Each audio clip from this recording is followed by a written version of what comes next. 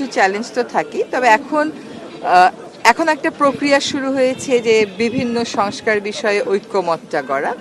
সেটা অবশ্যই একটা প্রসেসের ভিতর যেতে হবে। ওটাকে চ্যালেঞ্জ বলেন আর না বলেন, একটা প্রসেস তো বটেই। হ্যাঁ, ওইটাতে সবাইকে নিয়ে একসাথে এগিয়ে যাওয়াটা হচ্ছে একটা বড় জায়গা আমাদের জন্য আমি মনে করি। আরেকটা হচ্ছে যে নির্বাচনটা সুষ্ঠুভাবে করে দেওয়া, জনগণের প্রত্যাশা পূরণ করা।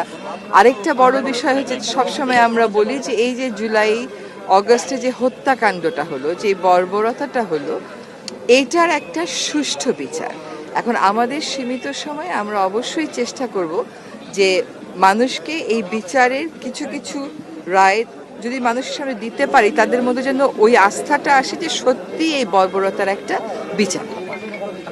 জাতীয় ঐক্যমত্য মানে সংস্কার কার্যক্রম শুরু হয়েছে, রাজনৈতিক দলগুলোর মধ্যে ঐক্যমত্য কতটা হবে বলে আপনার প্রত্যাশা? না, প্রত্যাশা তো অবশ্যই করব যে জাতীয় স্বার্থে, ব্যক্তি এবং দলীয় স্বার্থের ঊর্ধ্বে উঠে আমরা ঐক্যমত করব।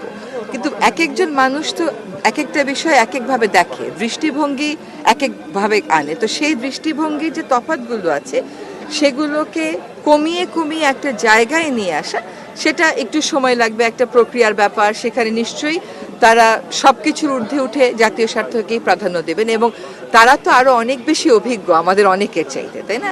ফলে আমি মনে করি যে জনগণকে আস্থায় যদি আনতে হয়, তাহলে যে সংস্কারগুলোর দাবি জনগণের থেকে উঠে, সেগুলোর ক্ষেত্রে ঐক্যমতে না পৌঁছানোর কোনো সুযোগ নেই।